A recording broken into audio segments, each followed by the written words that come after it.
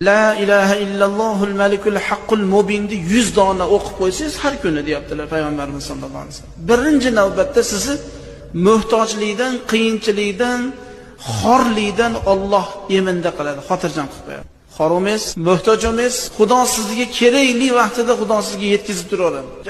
Boy badavlat bo'lib o'zingizni yo'qotib qo'ymaydigan darajada bo'lmasa ham sizga nima ehtiyojingiz bor? Har kuni aytib qo'yapsiz, Alloh sizga yetkazaveradi. O'ylamagan joyingizdan shu ishingiz bitib ketaveradi. Nimaga? La ilaha illallohul malikul haqqul mubinni 100 ta aytib qo'yapsiz. Va min vahshatil qabr debdilar. Qabrdagi dahshat, qabrdagi azobdan Alloh uni xotirjam qilib qo'yadi. Bizga ash kerak o'zi aslida. Biz ertaga kun kelib Xudoning oldiga boradigan odamlar o'tiribmiz. Hech kim eng yaqinimiz ham tashlab, o'g'limiz ham tashlab ketadi. Qoling endi dada mashida deydi.